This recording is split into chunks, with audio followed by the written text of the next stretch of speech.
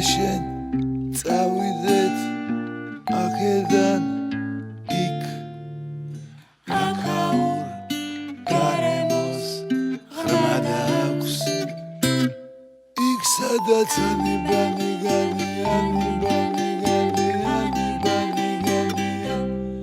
იქ სადაც დირი დარი დურია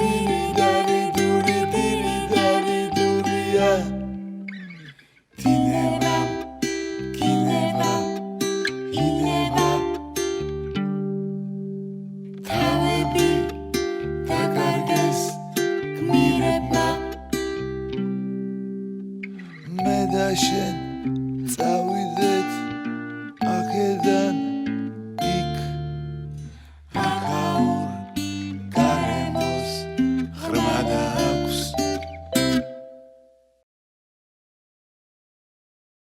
საღამოშვიდობისა პატივცემულო ტელემაყურებლებო დიდი მადლობა რომ ხართ ჩვენთან ერთად ტელეკომპანია მაესტროს პირდაპირ ეთერში მე შეგნებულად დღევანდელი სტუმარი მინდა რომ დღევანდელი გადაცემა იყოს პირველ რიგში გაწონასწორებული წყნარი არ მინდა რომ ამღრეულ სიტუაციაში კიდევ გადაგძაბოთ და სტუმრად მოვიწვიე ჩემთვის რა ვიცი ძალიან საპატივცემულო ადამიანი ბატონი ზურა აბაშიძე ძალიან დიდი ხნის დიპლომატი და მასთან ერთად მინდა რომ წავიყვანო დღევანდელი გადაცემა ვისაუბროთ იმ საკითხებზე რა საკითხების ძალიან აქტუალურია დღეს და მინდა რომ დავიწყოთ დიდი მადლობა პირველ რიგში ბატონ რომ მობრძანეთ ჩვენ დიდი მადლობა მოწვევისთვის რა პროცესებს ვადევნებთ თვალს და რა პრინციპში ეს ტრამპის გამოჩენა ამერიკულ პოლიტიკაში და პრინციპში ამ რეალიზმის დაბრუნება ამერიკულ პოლიტიკაში რას მოასწავებს და რა შედეგებამდე მიგვიყვანს ისეთ ქვეყნებს დაუშვათ როგორიც არის საქართველო აი როგორ შეიძლება თქვენ როგორ უყურებთ როგორც გამოცდილი ადამიანი ამას და რა შეხედულება გაქვთ ამის მიმართ დიდი მადლობა ისე მოწვევისთვის ну აი თქვენ თავარი ტერმინი იხმარეთ ახლა რეალიზმის დაბრუნება საერთაშორისო ურთიერთობებში მსოფლიოში ну კითხვას ხშირად სვავენ ხოლმე ესე რა იქნება და ну ჩვენთან ბევრმა იცის რა იქნება სინამდვილეში არავინ არ იცის რა იქნება რა თქმა უნდა მაგრამ იმისათვის რათა მაინც შევეცადოთ რომ რაღაცა ჰორიზონტს იქით რაღაც დავინახოთ რა იყო ჯერ უნდა ნახო და იმის მიხედვით შეიძლება რაღაც დასკვნები გამოიტანო თანამედროვე საერთაშორისო ურთიერთობებში რა ხდებოდა რა ტენდენციები იყო, რა ციკლი იყო ერთმანეთს, რა ცვლიდა და აი ამის მიხედვით შეიძლება რაღაცა დაინახო მერე და დასკვნებიც გამოვიტანოთ. ეხლა მე ერთის მეშინია ძალიან რომ რაღაც ლექცია არ გამომივიდეს, რაღაც ხიბლში არ აღმოჩნდე რაღაც მომენტში ძალიან თქო გამაჩერეთ. არა, როგორ გეკადრებათ, პირიქით, ძალიან საინტერესოა. ჩემო მეუღლემ გამაფრთხილო ლექციას აიგითხო, თორე გავთიშობ ტელევიზორსო და ეხლა ყველამ თუ გათიშე არის ვარ. ხო, აი ამიტომ ესმიდა, აი ცოტა, მაგრამ რაღაც ექსკურსი უნდა გავიაროთ, მაინც თანამედროვე საერთაშორისო ურთიერთობები ეს არის მე-19 საუკუნე. მე-19 საუკუნეში იწყება ნაპოლეონის ომების დამთავრების შემდეგ. იყო ესეთი ბედნიერი ეპოქა ევროპაში, როდესაც ყველაზე დიდი ამრევები იყვნენ ფრანგები. და ნაპოლეონმა გადაჯიჯგნა მთელი ევროპა, შეცვალა საზღვრები, ჩავიდა მოსკოვი დაიპყრო. რა თქმა უნდა, მე ეს ყველაფერი სულად დავსრულდა მისთვის. და აი ამ 12 წლიანი ომების შემდეგ თავარი სახელმწიფოს მეთაურები, გამარჯვებულები, მოკავშირეები შეიკრიბნენ ვენაში 1814-15 წლებში და მოილაპარაკეს უსაფრთხოების ახალ სისტემაზე. ეს გახლდათ დიდი ბრიტანეთი, რუსეთი, პრუსია, ავსტრო-უნგრეთი და საფრანგეთის მიიწვიეს იქ დამარცხებული საფრანგეთი. იმის მაგივრად რომ დაესაჯათ, წაერთმიათ, კონტრიბუციები დაედოთ ზემოდან, ეს არ გააკეთეს. არ გარიყეს საფრანგეთი ამას ხას უსვა, ამიტომ დაგვჭირდება ცოტა მოგვიანებით. და იქ აი ეს ახალი საერთაშორისო სისტემა შექმნეს, რომელმაც თითქმის 100 წლის პერიოდში იმუშავა. ამას შემდგომ ევროპის კონცერტიც კი დაარქვეს. ესე იგი, რას ემყარებოდა ეს ახალი სისტემა? ერთიან ფასეულობებს, ეხლა ხშირად საუბრობთ, ხო, ერთიანი ფასეულობები, ერთიანი დემოკრატიული ფასეულობები, ის არ იყო ერთიანი დემოკრატიული ფასეულობები. საკმაოდ კონსერვატიული და დღევანდელი გადასახედიდან რეაქციული ფასეულობებიც იყო. უპირველეს ყოვლისა, ყველა იმ ქვეყნებში მთავარ, ასე ვთქვათ, აი ამ გამარჯვებულ ქვეყნებში ხელისუფლების ლეგიტიმურობა. დღევანდელი ტერმინოლოგიით რო ვისარგებლოთ, არავის არ ქონდა უფლება სხვა ქვეყნის საქმეებში ჩარევა და ჭკუისწავლება, შენ დემოკრატიული ხარ, არ ხარ. იქ იყო დემოკრატიული დიდი ბრიტანეთის და იყო დესპოტია რუსეთში მაშინ. ერთიან პირობებზე შეთანხმდნენ ლეგიტიმურობა, აღდგა ბურბონების დინასტია საფრანგეთში. ეს იყო პირველი პრინციპი, რაზეც შეთანხმდნენ. მეორე პრინციპი საზღვრების ურღვეობა. ძალთა ბალანსი. ისეთი სისტემა შექმნეს, როდესაც ერთმანეთს აბალანსებდნენ და აი ამ დაბალანსებულმა სისტემამ შექმნა იმის პირობები, რომ არავის ინტერესები არ ილახებოდა. თავარ დიდ სახელმწიფოებზე მაქვს მე საუბარი, თორე ეს იმას არ ნიშნავს, რომ მცირე ხალხები და პატარა ქვეყნები ბედნიერები იყვნენ ამ სისტემით, მაგრამ აი ამ ვენის კონგრესმა და ამ ევროპულმა კონცერტმა მოიტანა 100 წლიანი მშვიდობა. 100 წლიანი მშვიდობა იყო, იქ ომები იყო, ყირიმის ომი იყო, რუსეთ-თურქეთის ომი იყო მერე 70-იან წლებში, მაგრამ დიდი კატასტროფა აიცილა ევროპამ თავიდან. მთელი ევროპის ისტორია ერთ-ერთმა ჩვენა პოლიტიკოსმა რამდენიმე თვის წინ თქვა, რომ ევროპაოს მშვიდობიანობაში ცხოვრება. ევროპის ისტორია არის ომების და ერთმანეთის ხოცვის ისტორია, მაგრამ აი მე-19 საუკუნე გამონაკლისია.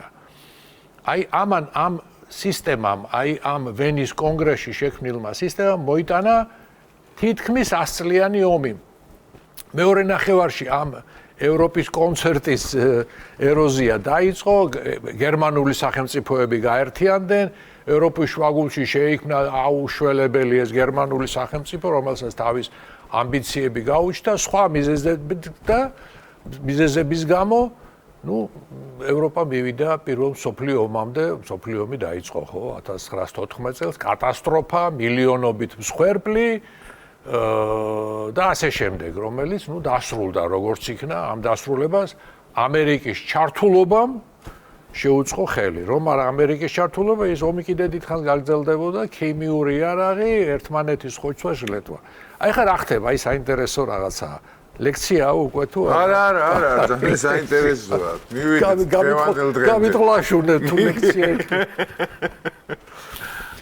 აი კიდევ შეიკრიბნენ 100 წლის შემდეგ, ზუსტად 100 წლის შემდეგ. იქ 14-15 წლებში, აქ 1919 წელს შეიკრიბნენ უკვე ახალი გამარჯვებულები, დამარცხებული გერმანია, იკრიბებიან პარიზში გამარჯვებული ქვეყნები და იქ ხდება ის, რომ აი ის რეალიზმი, რითაც ხელმძღვანელობდნენ მე-19 საუკუნეში ვენაში გამარჯვებული ქვეყნები, აქ ეს რეალიზმი არ ეყოთ. და უსამართლოდ აი მაშინ ჩნდება ეს ამერიკული გლობალიზმის იდეალური, ასე ვთქვათ, მოდელი, იქნება ერთა ლიგა, მაგრამ არ ითვალისწინებენ უკვე აი ამ სისტემაზე ვარს ამბობენ, როდესაც ყველაფერი რეალიზმზე იქნება, ისეთ უხეშ რეალიზმზე, თუნდაც დაფუძნებული. აქ ახალი სისტემის, ევროპის უსაფრთხოების სისტემის შემუშავებისას აღარ მონაწილეობს არც გერმანია. ხო, ეს უსამართლოდ მოექცენ გერმანიას. ხო, და ყველაფერი დაბრალდა გერმანიას, საერთოდ პირველი მსოფლიო ომი, თუმცა მარტო გერმანია არ იყო დამნაშავე. ყველაფერი დააბრალეს, აკიდეს უსაშველო კონტრიბუციები, არც რუსეთი არ მოიწვიეს, ბოლშევიკური რუსეთი. აბა როგორ უნდა ემუშავა ევროპის უსაფრთხოების სისტემას, თუ ორი უდიდესი, ყველაზე დიდი ქვეყანა, რუსეთი და გერმანია არ იქნებოდა ამის მონაწილე. იმ სისტემამ იმუშავა 20 წელი მეტი ვერა. მაგ სისტემამ შვა ზუსტად გიტლერი. ამ სისტემამ შვა გიტლერი დაიწყო გერმანიაში რევანში, ჩათვალეს, რომ უსამართლოდ დაისაჯა გერმანია, იმ კონტრიბუციებს ვერ გადაიხდიდა. მთელი ეკონომიკა მარტო კონტრიბუციაზე რო ყოფილიყო, იმას ვერ გადაიხდიდნენ იმას. ამან შვა გიტლერი 1923 წელს გიტლერი მოვიდა ხელისუფლებაში და პარიზის ამ ვერსალის კონგრესიდან ზუსტად 20 წლის თავზე იწყება პირველი მსოფლიო ომი. ეხლა აღარ ვისაუბრებ მეორე მსოფლიო ომი, აღარ ვისაუბრებ რა მოხდა იქ, კარგად ვიცით ყველა. აი მეორე მსოფლიო ომის დასრულების შემდეგ ისევ რეალისტური ხედვა იმარჯვებს. იქნება ახალი სისტემა, იქნება ახალი საერთაშორისო ორგანიზაცია, გაერო და ამის ერთ-ერთი მთავარი არქიტექტორი არის ამერიკის პრეზიდენტი ფრანკლინ რუზველტი. აი რა იდეა ქონდა რუზველტს, რაზე უნდა დამყარებულიყო მსოფლიოში სტაბილურობა და მშვიდობა. მისი აი 4 პოლიციელის იდეა. რა იყო ეს 4 პოლიციელის იდეა? რომ მსოფლიოში მშვიდობა და წესრიგი, სტაბილურობა უნდა მწყემსოს 4 პოლიციელმა. ეს 4 პოლიციელია. აღმოსავლეთს უნდა მიხედოს საბჭოთა კავშირმა, ანუ რუსეთმა და ჩინეთმა, და დასავლეთს უნდა მიხედოს ამერიკის შეერთებულმა შტატებმა და დიდ ბრიტანეთმა. აი ეს 4 ქვეყანა შევიდა გაეროს უშიშროების საბჭოში, რომელსაც შემდგომ დაემატა საფრანგეთი. აი ასეთი იყო იდეა. და მართლაც მიუხედავად იმისა, რომ მალევე დაიწყო ცივი ომი, ეს ცივი ომი თითქმის 45 წელი გრძელდებოდა, იყო ლოკალური ომები, კონფლიქტები, მსხვერპლი, ყველაფერი უბედურება, მაგრამ იმის და გამო, რომ რეალისტურ საფუძველზე იდგა მსოფლიო, დიდ ომში, გლობალურ ომში არ გადაიზარდა და კაცობრიობამ თავიდან აიცილა ახალი მსოფლიო ომი. მიუხედავად იმისა, რომ ეს სისტემა, ეს რეალიზმი ბევრისთვის იყო, რა თქმა უნდა, მიუღებელი და ბევრი დაჩაგრულად გრძნობდა თავს. ეხლა საბჭოთა გავლენის სფეროში ვინც იყო, არა, ეს სოციალისტური ბანაკი, ეგრეთ წოდებული ჩეხოსლოვაკია, პოლონეთი, რუმინეთი, იმათთვის ეს რა თქმა უნდა, ეს მიუღებელი იყო და არ იყვნენ ამ სისტემით ბედნიერები და უბედურების ხის შემთხვევაში ბევრი რამე მოხდა იქ. მაგრამ ვიმეორებ, კაცობრიობამ თავიდან აიცილა დიდი ომი და ბირთვული დაპირისპირება. და ეხლა უახლოვდებით სწორედ აი ამ ასე ვთქვათ ჩვენს ამბებს, რომლებიც აი ტრამპიზმის როგორც ფენომენი გაჩენა საფუძველს იღებს უკვე აი 90-იანი წლებიდან, როდესაც დამთავრდა ცივი ომი და დარჩა მხოლოდ ერთი სუპერ სახელმწიფო ამერიკის შეერთებული შტატები. აი ამერიკის შეერთებულმა შტატებმა როგორც ერთადერთმა სუპერ პაუერ, ხო, სახელმწიფომ გადაწყვიტა რომ ასე ვთქვათ ეგარი პოლიცია. ეს არის ერთადერთი ასე ვთქვათ ძალა, რომელსაც შეუძლია მსოფლიოში დაამყაროს ახალი ასე ვთქვათ დღის წესრიგი და გაავრცელოს ის იდეალები, რომელზეც არის ასე ვთქვათ დაფუძნებული ამერიკის შეერთებული შტატები. აი ეს ლიბერალური დემოკრატია. ლიბერალური დემოკრატიის პრინციპები ამერიკის შეერთებული შტატები თავაზობს როგორც დიდ გლობალურ პროექტს მთელ მსოფლიოს. უნივერსალური პასეულობები. აი ეს ლიბერალური დემოკრატია არის ყველასთვის მისაღები. და აუცილებელიც მაშინ დაწერა სხვათა შორის ის ცნობილი ბესტსელერი ფრენსის ფუკუიამამ, რომ ისტორია დასრულდა. აი ლიბერალური დემოკრატია არის ბოლო გაჩერება სახელმწიფოებრიობის და საზოგადოების განვითარების. ამის იქით უკვე ვეღარ წავალთ. ეს ისტორიის დასასრული დაარქვა იმ წიგნს, მაგრამ ეხა ფიზიკურად კი გაქრებოდა რაცო, მაგრამ ნუ მეტი სახელმწიფოებრიობა აღარ განვითარდება. ეს არის ყველაზე მაღალი დონე საზოგადოების განვითარების, ლიბერალური დემოკრატია და ეს ფასეულობები. ნუ მალე აღმოჩნდა, რომ ეს ფასეულობები არ არის უნივერსალური, ყველასთვის მისაღები არ არის. ჩინეთისთვის გავჩერდე ლექცია. არა, ფასეულობებს რო ფასეულობები შეიცვალა და მაგიტო არ აღმოჩნდა, ხო?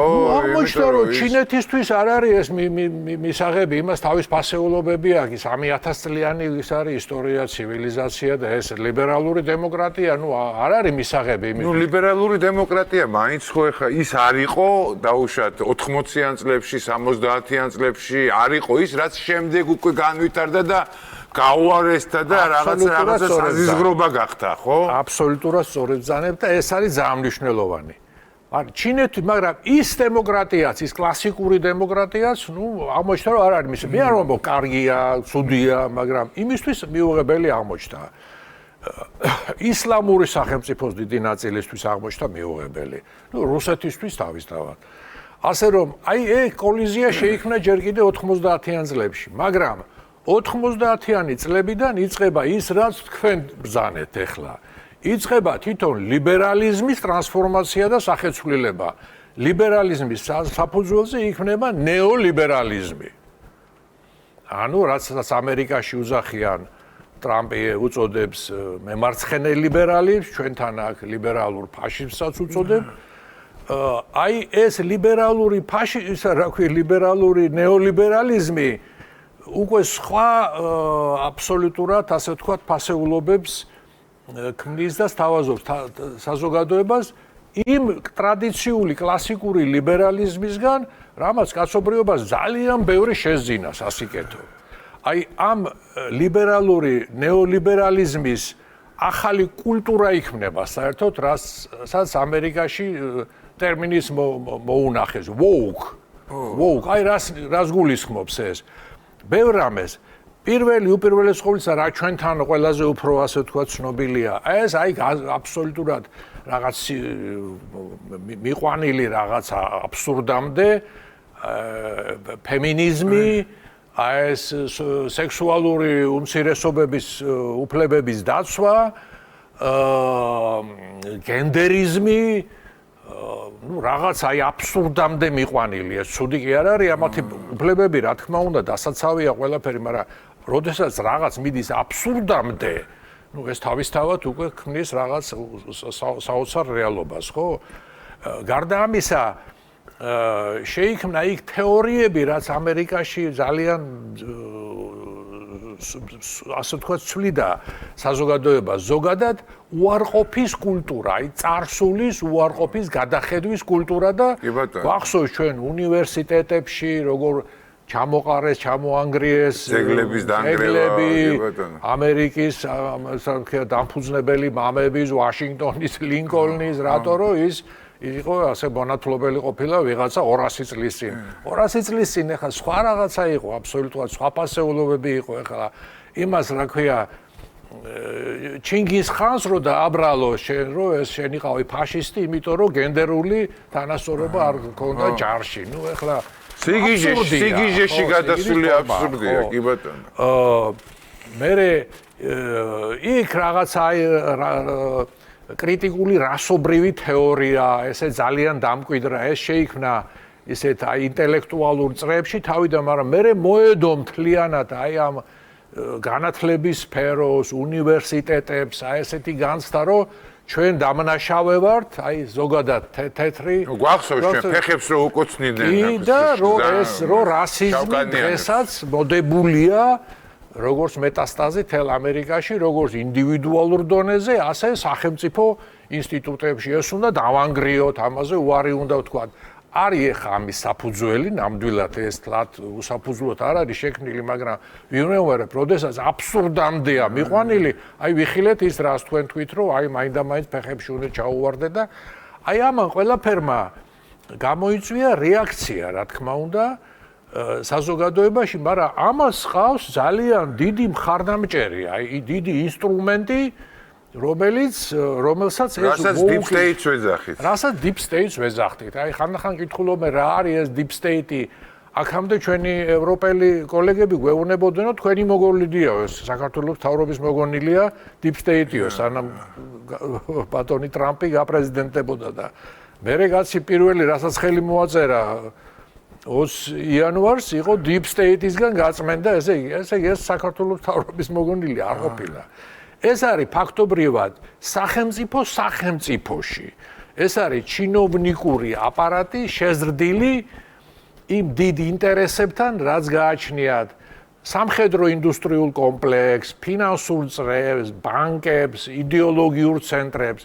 აი სახელმწიფოს რაღაც ნაწილი არის აი მათი ინტერესების გამტარებელი და ჩაზრდილი ამ სახელმწიფო აპარატში. აი ამის გაწმენდა გადაწყვიტა ახლა ტრამპმა და სპეციალური სამსახური შეიქმნა დეპარტამენტის შემდგომ, რომელსაც ელონ მასკი ჩაუდგა სათავეში და ახლა მიადგა სწორედ აი ეს ახალი საპრეზიდენტო გუნდი ამ Deep State-ის გაწმენდას. ეს Deep State-ი, ანუ ჩtildeოვანი სახელმწიფო, როგორც კი ესე დავარქვათ, მართავს მედიის ძალიან მნიშვნელოვან ნაწილს, დიდ ნაწილს, აი ამ mainstream media რასაც ქვია, ხო? და ამ მედიით ახდენს არა მარტო ამერიკის შეერთებულ შტატებში, არამედ მთელ მსოფლიოში საზოგადოებრივი აზრის манипуლირებას, ქმნის ალტერნატიულ რეალობას, ქმნის განცდებს, ქმნის I am fake news, ესე იგი, რომელიც რეალობას სulis და გთავაზობს შენ ალტერნატიულ რეალობას, როგორც ფაქტსა და რეალობას. საერთაშორის იმ დასავლური სიკეთეებს რო ეძახდნენ და ეს USAID და NED და ასე შემდეგ აფინანსებდნენ აი ამ ზუსტად აი ამ mainstream მედიებს და ქმნიდნენ fake news-ებს, ალტერნატიულ news-ებს, ხო? აი ეხლა რისი ამოძირკვაც დაიწყეს, აი ჯერ პირველი ცნობებია, მხოლოდ რაც გაჩნდა, აი რამდენი გავიდა ეხლა 20 იანვრიდან, ხო, რა 2 კვირაც არ გასულა.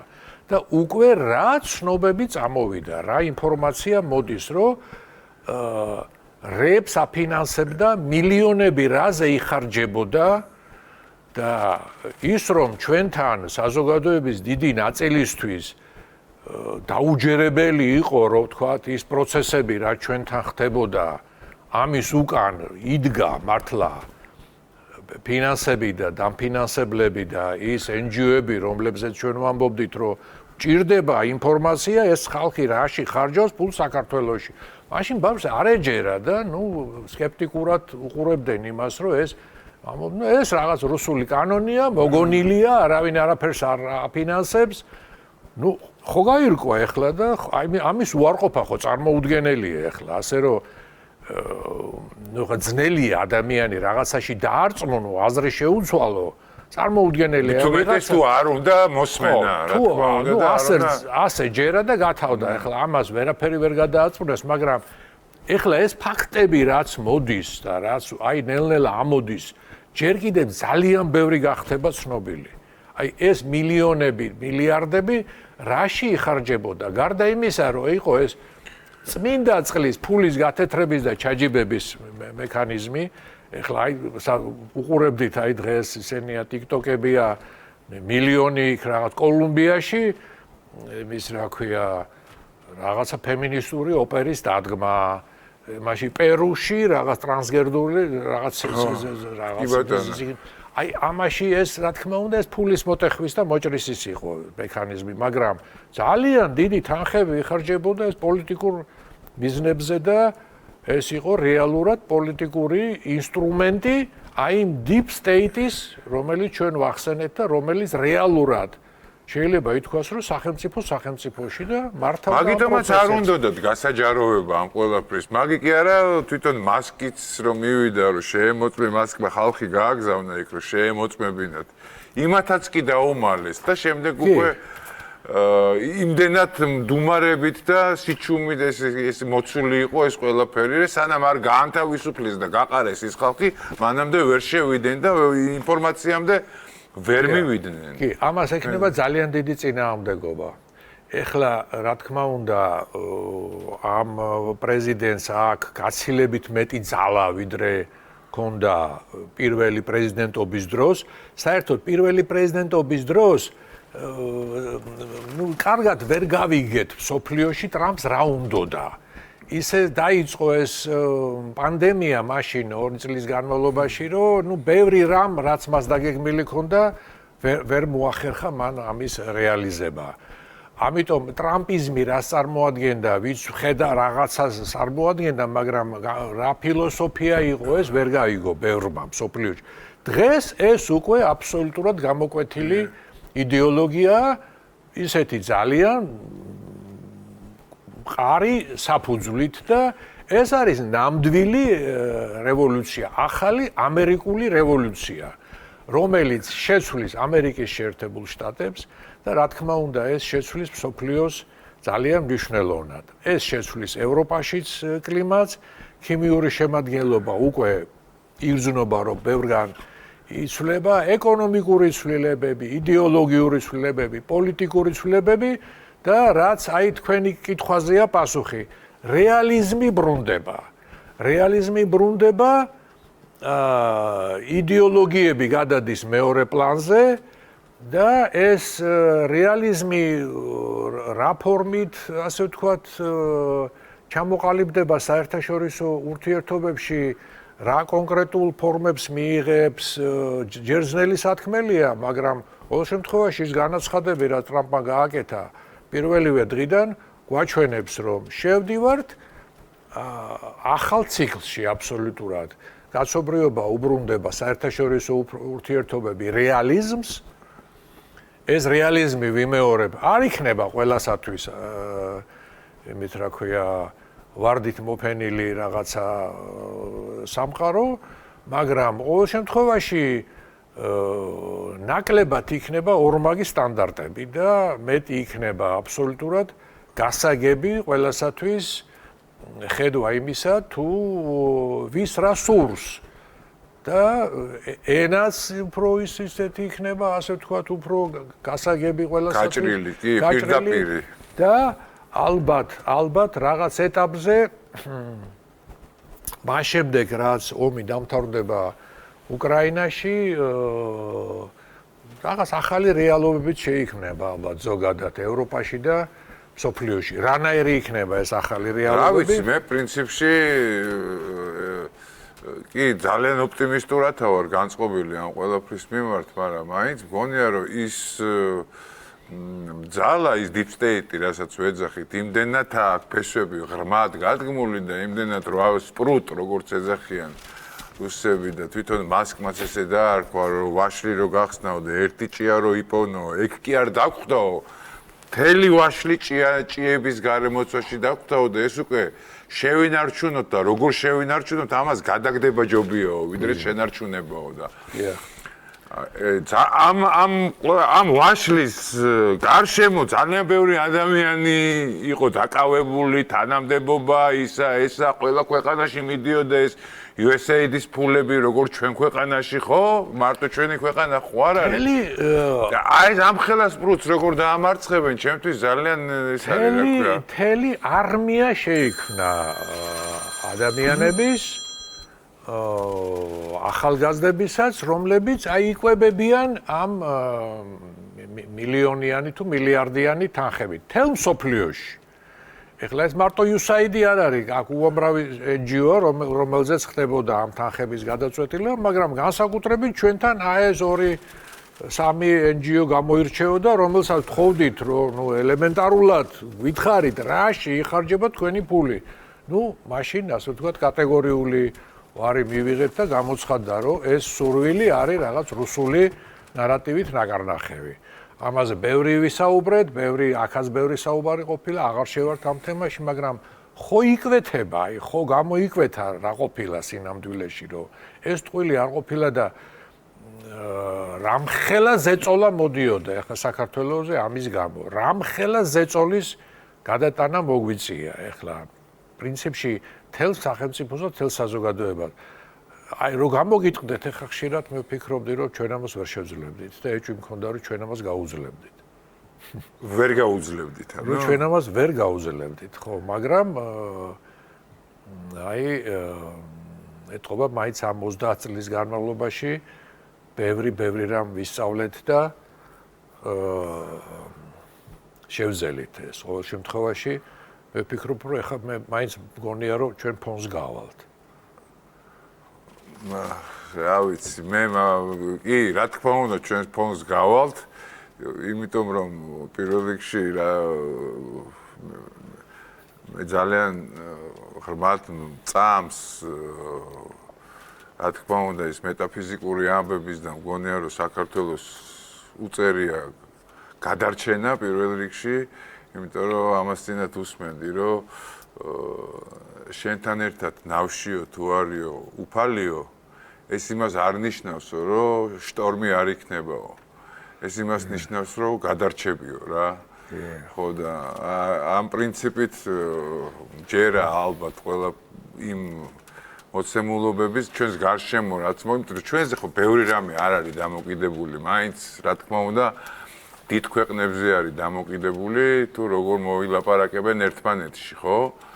და ჩვენ ამისთვის მზად უნდა ვიყოთ, მზად უნდა დავხვდეთ ამ ყველაფერს, რომ ეს სიტუაცია მას ვქნათ რა. ხო, ეხლა ჩანს უკვე ამ საერთაშორისო ურთიერთობებში რა იქნება ტრამპის პრიორიტეტები. რა თქმა უნდა, ჩინეთი არის ნომერ პირველი მისთვის. ყველანაირად ასე. აი, რუსეთი რუსეთი არ არის მისთვის პრიორიტეტი, რაოდენ უცნაურადაც არ უნდა ჩანდეს. მაგრამ იმის გამო რომ ეს უკრაინის ომი მან გამოაცხადა რომ რაც შეიძლება სწრაფად უნდა დამთავრდეს, რა თქმა უნდა რუსეთის თემა ეხლა აი უახლოეს პერიოდში პირველ პლანზე იქნება. ნახოთ აი უკრაინასთან დაკავშირებული მოვლენები როგორ განვითარდება, მერთმაქრას რომ ჩარადასრულდეს ომი, დასრულდეს ეს ისე როგორც ამას იმსახურებს უკრაინელი ხალხი, როგორც ამას ჩვენ ასე ვთქვათ თავიდანვე გამოვთქვამდით სურვილს, ყველანაირად მხარს უჭერდით უკრაინას, ხო? რამდენ საერთაშორისო მაშინ მივიღეთ მონაწილეობა, ხელი მოვაწერეთ უამრავ დოკუმენტს, ჩვენ თვითონ ვიყავით ინიციატორები, ჰუმანიტარული დახმარების თვალსაზრისით გამოვირჩეოდით. გარდა ამისა, აქ ჩამოსულ უკრაინელებს როგორც შეგვეძლო ისე უწევდით დახმარებას. ნუ აი ძალიან სამწუხაროა რომ რაღაცა ძალებმა არამედ ხელისუფლებამ უკრაინის ხელისუფლებამ ვერ დაინახა მოხერხდა ის რომ ეს კარგად დაენახა და შეაფასებიათ ნუ იმიტომ რომ ჩვენ თვალწინ გაიარა ამ პროცესებმა როგორ გვაწვებოდნენ და თვითონ უმაღლესი თანამდებობის პირები როგორ უნდოდათ რომ ჩვენს შევსულიყავით და მეორე ფრონტი გაგვიხსნა მათთვის, მაგრამ ჩვენთვის ეს დამანგრეველი იყო, ჩვენ ვეღარ გადავრჩებოდით ელემენტარულად ესე გავაკეთებინა იმ ორი ომის შემდეგ, რაც რუსებთან გავიარეთ, ხო, პრინციპში და აი ზუსტად ეს არის ის თემა, რომელიც სხვათა შორის ძალიან მინდა, რომ საქართველოში ახალგაზრდებმა გაიგონ. ხო, აი ესეც, აი რაღაცა მორწმუნო თომას ვარიანტი გამოდის. ისევე როგორც ბევრმა ვერ ირწმუნა რომ აი იმ ალიაკოთში რაც შარშან ხდებოდა ამის უკან იდგნენ გარკვეული ძალები, გარკვეული თანხები, აი რაც ახლა ვილაპარაკეთ, დამფინანსებლები და ასე შემდეგ, რომ საქართველოს ჩართვა ეგრეთ წოდებულ მეორე ფრონტში, რომ ესეც დღის წესრიგში იდგა, ამაზეც ბევრი საუბრობდა რომ ეს ყველაფერი ტყუილია, ეს ყველაფერი ხელისუფლების მოგონილია, როდესაც მიდის ასეთი ეგზისტენციალური დაპირისპირება უკრაინაში, ეს მარტო რუსეთის აგრესია ხო არ არის არა უკრაინის წინააღმდეგ, ამაში ჩაერთო მთელი დასავლეთი. აი ეს ფაქტიურად გლობალურ დაპირისპირებად იქცა, არასამხედრო დაპირისპირება რუსეთსა და ნატოს შორის, მაგრამ უკრაინაში ხო მიდის, ასე ვთქვათ, აი დიდი დაპირისპირება სადაც ფაქტობრივად აი ყოფნა არ ყოფნაზეა საკითხი გეოსტრატეგიული თვალსაზრისით ვის რა წონა ექნება ამ ომის დამთავრების შემდეგ ვინ მოიგებს ამ ომს ასე რომ გასაგებია პრინციპში ამას თუ შეხედავ ისე რეალისტურად ემოციების გარეშე რომ შენს რომ გიბიძგონ რომ აბა მიიღე ხა მონაწილეობა და შენს რომ ამაში ჩაგრიონ, ამაში განსაკუთრებული არაფერი არ არის და აი როგორც ეხა ჩვენ ვიგებთ ბევრ რამეს იმ NGO-ების შესახებ, როგორც ეხლა ყველაფერი გამოჩნდება კიდე და კიდე უფრო მეტად, აი ამ თვალსაზრისითაც ვინ რას გვიპირებდა, ამაშიც მე დარწმუნებული ვარ, ხმათ, რომ ძალიან ბევრი გამოჩნდება კიდე. აი ეს რაც ჩვენ ვნახეთ ტელევიზიით, როგორ გამოდიოდნენ, თქვათ, იგივე უკრაინელი მაღალჩინოსნები, როგორ გვირჩევდნენ, როგორ მოგვიწოდებდნენ, როგორ სხვა თვალსაზრისითაც მაგალითები გვაქვს ამისა კიდე, ხო, აი როგორც აი ეს მხოლოდ არის აისბერგია, მხოლოდ იმისა, თუ ამის ქვეშ იყო და არის. მეც ამაში დარწმუნებული ვარ, 90% წყლის ქვეშ არის და ეს ყველაფერი ამოტივტივდება. ალბათ მალე მოხდება ეს ყველაფერი. გარდა ამისა, პოლიტიკოსებს, აი ჩვენს პოლიტიკოსებსაც, ეხლა აქ ვინც სახელმწიფო ხელისუფლებაშია, მოეთხოვებათ ის, რომ ყველაფერზე არ ისაუბრონ. ზოგადად, აი რაც შიგნით იხარშება პოლიტიკაში, გარეთ გამოდის იმის 20% ეს ყოველთვის ესე იყო. რაღაცა მოსაზრებების და გამო. მაგრამ დრო რო გავა, მალე ხდება ახლა ისტორია სწრაფად მიდის და დრო სწრაფად მიდის გაცილებით. აი მე დარწმუნებული ვარ, რომ ძალიან ბევრი რამ გამოჩნდება ისეთი, რაც აი შეიძლება შოკის მომგვრელი იყო რეალურად რა გეგმები იყო საქართველოსთან მიმართებაში. მე კონკრეტულად ბევრ რამეზე, რა თქმა უნდა, საქმის ვერ ვისაუბრებ და ალბათ არც ვიცი, მაგრამ მე ამაში დარწმუნებული ვარ, რომ ის დიდი და ძალიან ბინძური თამაში, რაც საქართველოს წინააღმდეგ მიმდინარეობდა, ადრე თუ გვიან და მიმდინარეობს ჯერ არ დამთავრებულა, აბსოლუტურად სწორი ხარ. ეს არ დამთავრებულა. არ დამთავრებულა, იმიტომ რომ ევროპა ისევ იმ ჭკუაზეა, რა ჭკუაზეც იყო, შეიძლება ამერიკა ასე თუ ისე აკეთებს განცხადებებს და ეს განცხადებები ჩვენი ხელისუფლების განცხადებების თანხვედრაშია, მაგრამ ყოველ შემთხვევაში ჩვენ ვხედავთ ახლა ამერიკის და ევროპის ურთიერთობას, რამდენი პრეტენზია წაუყენა უკვე ტრამპმა. გინდაც სავაჭრო კუთხით, გინდაც შეიარაღების კუთხით, გინდაც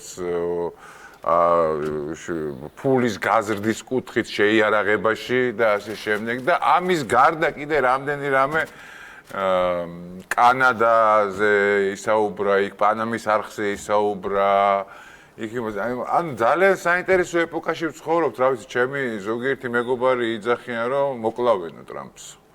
ამას Deep State არაპატიებსო ისევე როგორც კენედი მოკლესო, მაგრამ მცდელობები იყო, მცდელობა იყო, ეს ჩვენთან ვიხილეთ. ეპოქა არის უაღრესად რთული და უაღრესად სახიფათო. თუ შეიძლება გავიმეორებ ერთხელ Twitter-დევას ტელევიზიით ვკითხეს, რომ მართლა რეალობა ისეთიაო, რომ აი რაღაცა ხდება, საშიშია, ასე თქვა, სახიფათო საქართველოსთვის. მარტო საქართველოსთვის კი არა. ზოგადად კაცობრიობისთვის ასეთი სახიფათო პერიოდი ისტორიაში არ ყოფილა. აი თელი კაცობრიობის ისტორიაში ასეთი სახიფათო პერიოდი არ ყოფილა და აი ძალიან მოკლედ მოგახსენებ. ხშირად ამბობენ ხოლმე, რომ მეორე მსოფლიო ომის შემდეგ ასეთი სახიფათო პერიოდი არ ყოფილა. მეორე მსოფლიო ომის დროს ბირთვული არაღი არ არსებობდა. კაცობრიობის მთლიანად ფიზიკურად გაწყვეტის, ამოწყვეტის, განადგურების საფრთხე არ არსებობდა. აი ყველაზე დიდი გამოწვევა და ყველაზე დიდი სახიფათო მომენტი და ყველაზე რთული მომენტი კაცობრიობის ისტორიაში იყო 62 წლის კუბის კრიზისი. კუბის კრიზისი, კი ბატონო. მაგრამ ისი ძალიან სწრაფად დასრულდა. 10 დღეში, 2 კვირაში დასრულდა. მაშინ კუბის კრიზისის დროს ევროპის შუაგულში, როგორც ეხლა, ასეთი ომი არ მიმდინარეობდა. ეხლა უკრაინაში ხო ხედავთ რა ხდება რა, რამხელა ჩართულობაა. ომი ახალი დამთავრებული იყო, ლიდერებმა იცოდნენ თუ რა უბედურება და ზოგადად კაცობრიობას კარგად ახსოვდა ომის საშიშროება. ეხლა ეს ცოტა შემდგომა თაობებმა და დღევანდელმა მივიწყეს და ომი არაფერი არ არის, ნუ რა არის, აი ტელევიზორში ხომ ხედავთ. ნუ რა არის, TikTok-ები და ომი და ბათქაბი. აი ეს არ არის. გარდა ამისა, დიდი ნდობა იყო, მეტი ნდობა იყო გაცილებით ორ დაპირისპირებული ბანაკის ლიდერებს შორის. გაცილებით უფრო ენდობოდნენ მაშინ ვიდრე დღეს. სიტყვიერად ერთმანეთს მოელაპარაკნენ, მაშინ კენედი და საბჭოთა ლიდერი, როგორ უნდა განიმუხტოს კარიბის კრიზისი და მართლაც უცბად განიმუხტა რამდენიმე დღეში. დღეს ეს არ არის, კონტაქტიც არ არის მათ შორის და რაც ყველაზე საშიშია, ამდენი ბირთვული არაღი სად იყო მაშინ? 9000 ბირთვული არაღი აქვს, ესე იგი, უკვე რუსეთს და ამერიკის შეერთებულ შტატებს გასმარიც ვის მეტია. აი ასეთ სამყაროში ცხოვრობთ და ვინ დაგინდობს აი ასეთ, როდესაც საერთაშორისო სამართალი მოშლილია. კაცობრიობა ფაქტობრივად აღმოჩნდა ჯუნგლებში ვართ ახლა ჩვენ. საერთაშორისო სამართალს რო ვამბობთ ხოლმე, ის ქვეყანა არ ღვევს საერთაშორისო სამართალს. სადღაც საერთაშორისო სამართალი მოშლილია. არაფერს არ არღვევს, რაც აღარ არის, რაღა უნდა დაარღვიოს, მოიშალა მთლიანად. ამიტომ ასეთ ვითარებაში პატარა ქვეყანას აქვს ერთი მთავარი სტრატეგიული ამოცანა გადარჩენა. დანარჩენი მე ყველაფერი შეიძლება იყოს მიღწევადი. ისე შეიძლება გაიჭყლიტო და ისე შეიძლება განადგურდე, რომ აი ერთი კვირა შეიძლება ერთი-ორი სიუჟეტი გავიდეს სადღაც CNN-ზე და მე მიგივიწყონ კიდევ. საფლავში რო არავინ არ ჩაგხობა, ეს ხო 100%-იანი. არა, რა თქმა უნდა. ხშირად უყურებ ხოლმე ხა გარეთ ღაზაში რაც ხდება და კიდე სირიაში რაც ხდება და ასე შემდეგ და ასე შემდეგ უკრაინას აღარ ვახსენებ, ხო? ჩვენ მაინც გარედან უყურებთ ამას და კი, რა თქმა უნდა, განვიცდით ნერვიულობთ, მაგრამ ამით შემოვიფარგლებით, მაგრამ ეს რო ეხა შენ მიწაზე გადმოვიდეს, წარმოიდგინე, ეს აბსოლუტურად სხვა რაღაცაა. ჩვენ მაინც ამას რაღაცნაირად შორიდან უყურებთ და გონია რომ ეს სადღაც ხდება. მაგრამ იმას არ ვფიქრდებით, რომ ეს რო აქ მოხდეს. ისინი როგორ ფეხებზე დაგვიკიდებენ და ეს ჩვეულებრივი ადამიანური მომენტია, ხო კი შეიძლება ვიღაცამ სადღაც განიცადოს რაღაც აქნას და თქვას ეს რა ხდება საქართველოში და მორჩა, მაგრამ საქართველო და ქართველები თუ დავინგერით ესეთ ფასად რა გვინდა საერთოდ რამე, ხო? აბსოლუტურად გეთანხმები და თანაც რა არის ისიც აი გინდა არ გინდა რაღაც ეჭვი გაგიჩნდება ადამიანს, რა ეხა შეიძლება არ ვიცი ეხა საკვებრივია ეს თუ რა არის, მაგრამ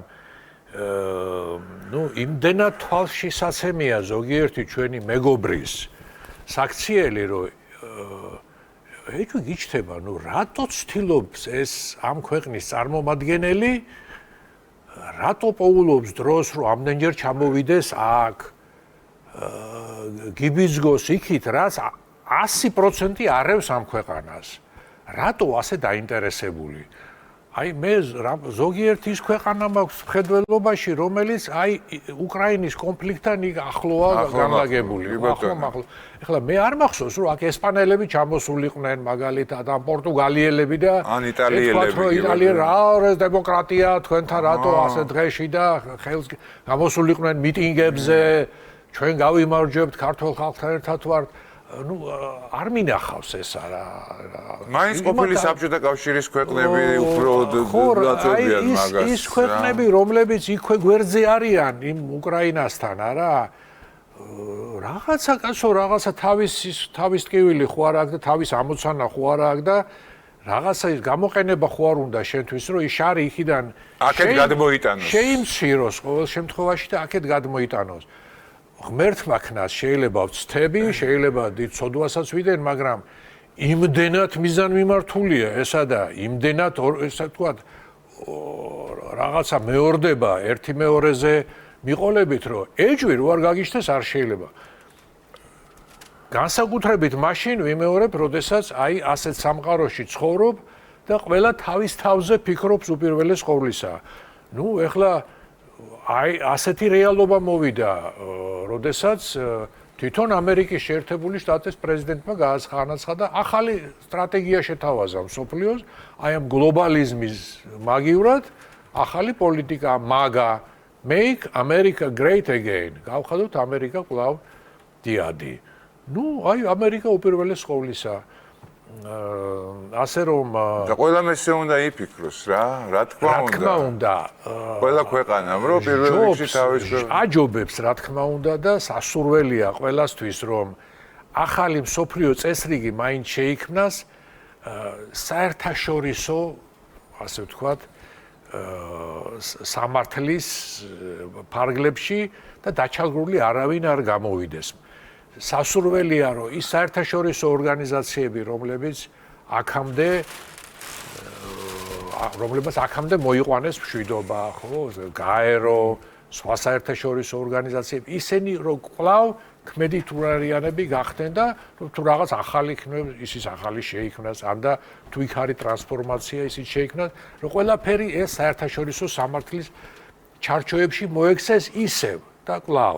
მაგრამ სანამ იქამდე მივალთ, ჯერ ერთი სტრატეგიული ამოცანა გვაქვს ჩვენ და ჩვენ უკვე ვახსენეთ, უნდა გადავრჩეთ რამენაერად. როგორ გონიათ, შეიქმნება მრავალპოლარული სამყარო თუ მაინც და მაინც დარჩება ამერიკა, პოლიცია, ჟანდარმერიის როლში? არა, ფაქტიურად შექმნილია უკვე. ეხლა ყველა მოცემულობით ჩინეთი უკვე ეკონომიკურად რაღაცა პარამეტრებით ამერიკის შეერთებულ შტატებს ჯობნის უკვე, ხო? ზოგადად ის სამყაროა, რომელიც ჩვენ ვახსენეთ და თავის დროზე არ მიიღო ეს უნივერსალური რაღაცა ფასეულობები, ასე ვთქვათ, ისინიც თავის ადგილს ეძებენ და ისინიც სადღაც ასე ვთქვათ, ახალ ლიპოლუსების თუ ახალი ორგანიზაციების ირგვლივ ირაზმებიან. მაგრამ ტრამპს რო არა აქვს ეგ გამოცანა, მაინც დაუშვათ ისინი გაძლიერდნენ და გახდნენ და მაინც მათ შესუსტებაზე არის ორიენტირებული ეს სიტუაცია მაინც. ნახოთ, ტრამპის ამოცანა რაც არის ამერიკის შეერთებული შტატების გაძლიერება და მის ირგვლივ მისი ასე ვთქვათ მოკავშირეების შენარჩუნება, მაგრამ რაღაც თამაშის ახალ წესებზე. გასაგებია, ეხლა ეს კაცი უპირველეს ყოვლისა არის პრაგმატიკოსი. იგივე ნატოსთან დაკავშირებით ცნობილია რა მისი დამოკიდებულება. ამბობს, რომ ეს ნატო შეიქმნა თავის დროზე 59 წელს იმისთვის, რათა ამერიკის შეერთებულ შტატებს დაეცვა დასავლეთ ევროპა საბჭოთა კავშირის საბჭოთა თავის დასაცავად არ შეუქმნია ამერიკის შეერთებულ შტატებს. ნატო სულ არ ჭირდებოდა 59 წელს. ამით მან გადაარჩინა დასავლეთ ევროპა. დასავლეთ ევროპისთვის შექმნა ეკონომიკური აღორძინების დიდი პროექტი, მაშინ მარშალის გეგმა და მილიარდები დაახარჯა ევროპის აღორძინებას. მაგრამ ეხლა გავიდა იმის მერე დიდი დრო გავიდა და გამოდის ისევ, რომ ამერიკის შეერთებული შტატები იხდის 80% ნატოს ხარჯებისა. ტრილიონამდეა უკვე თითქმის მისული. ამიტომ ბუნებრივია კითხვა, რომელსაც ტრამპი სვავს, რომ მე თუ ამერიკის შეერთებული შტატები არის ქოლგა და გიცავთ თქვენს კეთილი ინებეთ და მეტი გადაიხადეთ. მე სულ არ მჭირდება, არ ამბობს ამას რა თქმა უნდა, მაგრამ ქვეტექსტად შეიძლება იგულისხმო, რომ ნატო შენ უფრო გჭირდება ვიდრე მე. თავდაცვის თვალსაზრისით, წმინდა სამხედრო თვალსაზრისით. თუმცა ეს მთლიანად რა თქმა უნდა ევროატლანტიკური, ასე ვთქვათ, უსაფრთხოების სფეროს სივრცის ხერხემალია, ხო? ამიტომ აქ გადაიხადეთ მეტი. პრაგმატული მიდგომაა. რთულია ახლა 5% რო იხადო შენ ეს ამ ქვეყნებისთვის ძალიან დიდი იქნება, ტვირთი იქნება, მაგრამ ალბათ ადრე თუ გვიან მოუწევთ ამის გაკეთება. ასევეა ეკონომიკური თვალსაზრისით, ახლა ის ტარიფები რო დაუწესა, ახლა კარგი ეკონომიკოსების მოწვევა იქნება საჭიროა იქიმათმა რომ განმარტონ, აბა რაშია სწორი, რაში არ არის სწორი. მაგრამ მოხდა ისე, რომ იგივე ჩრდილო ამერიკის თავისუფალი ვაჭრობის სფეროში ნაფტა რო შეიქმნა, კანადა, ამერიკის შეერთებული შტატები და მექსიკა, ხო? აღმოჩნდა ისე, რომ კარგია სამივე ქვეყნისთვის, მაგრამ განსაკუთრებით კარგი აღმოჩნდა კანადისთვის და მექსიკისთვის. როგორც ტრამპი ამბობს, საწარმოების დიდი ნაწილი შეერთებული შტატებიდან გადავიდა კანადაში და მექსიკაში. ეს ქარხნები და ეს საწარმოები ამერიკული იქ აწარმოებენ პროდუქციას და შემდეგ შემოაქვთ. ეხლა ეს პროცესი მიდის რაღაცნაირად, რომ გადაიხედოს ეს ვითარება. ვერ გეტყვით ეხლა მე ეს არ ვიცი, რამდენად სწორია ის ტარიფები, რაც დაუწესა, არ დაუწესა, ეს ეკონომისტები უფრო კარგად გეტყვით. მოკლედ, ამდენი რაღაცა მიდის. გლობალური რევოლუცია ნამდვილი. დიდი მადლობა, ძალიან დღევანდელი დღისთვის და მინდა რომ დავამთავრო ესე გადაცემა, რომ მით უმეტეს ახალგაზრდებს უთხრა რომ ძალიან აი თქვენ თვითონ დაფიქრდით რა ხელა და რა დონის პროცესები მიდის და საქართველოს ინტერესი ყველაზე მთავარი ინტერესი რა არის დღეს და არის გადარჩენის ინტერესი და რა თქმა უნდა დარწმუნებული ვარ რომ ამ გადარჩენის მერე საქართველოს ერთ-ერთი უმაგრესი ქვეყანა შეიძლება გახდეს მსოფლიო დონეზე. იმიტომ რომ ისე დალაგდეს ყველაფერი და ესეც ჩანს, რომ ესეც მიდის, რომ ჩვენ გზაჯვარედინი ვართ, ყოველთვის გზაჯვარედინი ქვეყანა ვიყავით და ამ ჩვენი სამშვიდობო პოლიტიკით შეიძლება ისე მოხდეს ყველაფერი, რომ აქ-აიქ ომები იყოს, მაგრამ ჩვენ ეს ომები არასდროს არ გვეხებოდეს, ვითარდებოდეთ და ვითარდებოდეთ და ვითარდებოდეთ. რა თქმა უნდა, ხო 30 წელი არ არის ბევრი რომ იმისთვის რომ რაღაც უცბად ჩვენ დღესვე კი არა გუშინვე გვინდა ყველაფერი, ქართველები ვართ და იმიტომ გასაგებია ეს ყველაფერი, მაგრამ მაინც სწორი გზით მივდივართ და მაინც ეს გადარჩენა ჩვენთვის სასიცოცხლოდ მნიშვნელოვანია, რომ აი ამ დროის ამ ეტაპზე ჩვენ ეს შევძლოთ და მოვახერხოთ აი ამ დიდ ღელვაში, რა ღელვას დღეს მსოფლიოში მიდის. ასე რომ მაგისტრალების გადაკეტვა ძალიან ცუდი აზრია, ჩემი აზრით, იმიტომ რომ საქართველოს პატარაა, ერთია მაგისტრალი. ერთი მაგისტრალია საქართველოში. მაგისტრალებიც არ არის. ერთი მაგისტრალია საქართველოში და იმ ერთ ძარღვსაც თუ ჩავკეტავთ ჩვენივე ხელით, გამოვიჭრით და მოვჭრით იმ ტოტს, რაზედაც ვზივართ. თუმცა პატარა რაოდენობის ჯგუფსაც შეუძლია ამის გადაკეტვა, რა თქმა უნდა, ამას არავითარი ის არ ჭირდება მაგისტრალის გადაკეტვას, მაგრამ არ გავაკეთოთ ისე, რომ ეს ქვეყანა არ დავინდოთ და პირდაპირ ზურგში დანაურტყათ.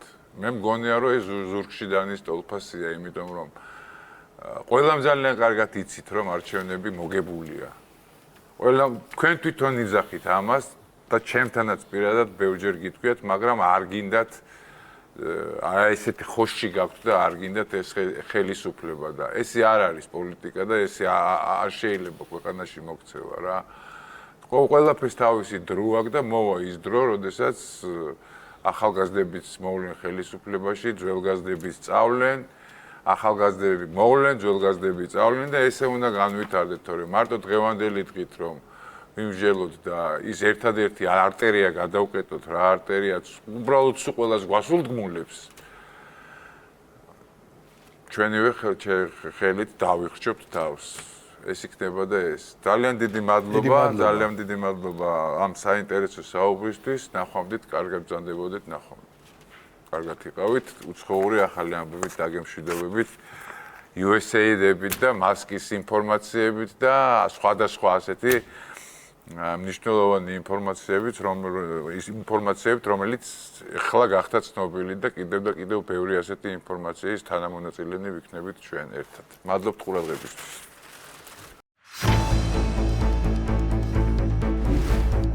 ამერიკის შეერთებული შტატების პრეზიდენტმა დონალდ ტრამპმა განაცხადა, რომ USAID-ს შეშლილი რადიკალები მართავენ.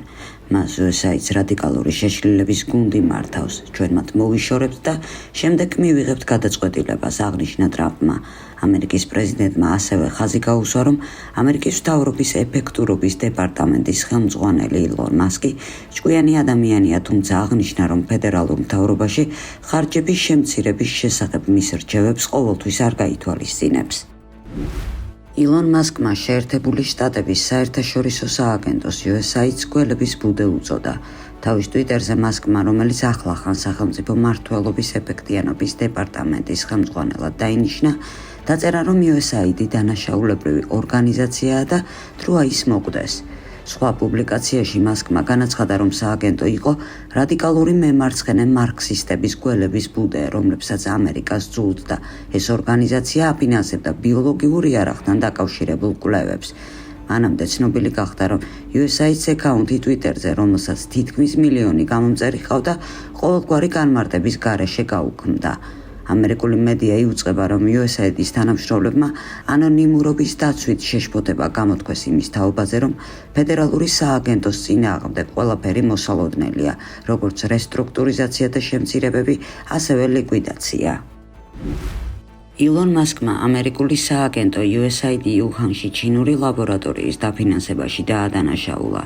ამ ლაბორატორიას ამერიკის შეერთებულ შტატებში კორონავირუსის წარმოშობის წყაროდ მიიჩნევენ. Twitterზე მასკმა დაწერა: იცით თუ არა, რომ USAID თქვენი გადახდილი გადასახადებით აფინანსებდა ბიოლოგიურ იარაღთან დაკავშირებულ კვლევებს.